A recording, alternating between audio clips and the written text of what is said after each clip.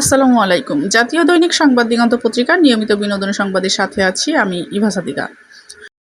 ফিরছেন স্পর্শিয়া। মডেলিংয়ের মাধ্যমে ক্যারিয়ার শুরু করেছিলেন অর্চিতা স্পর্শিয়া। এরপর নাটকে অভিনয় করেন। নাটকের বাইরেও সিনেমা এবং ওয়েব সিরিজেও কাজ করেছেন তিনি। সর্বশেষ তাকে বউ ডায়েরিজ ও পাঁচফোড়ন নামে দুটি ওটিটি কন্টেন্টে দেখা গিয়েছিল।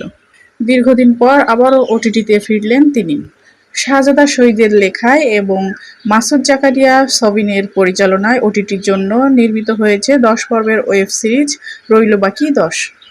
এই সিরিজের অন্যতম একটি চরিত্রে অভিনয় করেছেন তিনি। ইতিমধ্যে ওটিটি প্ল্যাটফর্ম টফিতে এর প্রথম পর্ব উন্মুক্ত হয়েছে। সিরিজটির কেন্দ্রীয় চরিত্রে অভিনয় করেছেন এফএস নাইম। স্পর্শিয়া বলেন, মাসুদ জাকারিয়া সাবিনের পরিচালনায় এত গুণী সব অভিনয় শিল্পীদের সঙ্গে কাজ করার অভিজ্ঞতা দারুণ ছিল।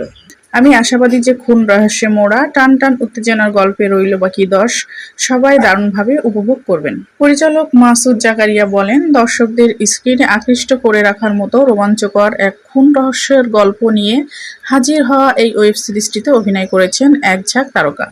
সিরিজটির গল্প দর্শকদের এক দারুণ নাটকীয়তার মুখোমুখি করবে।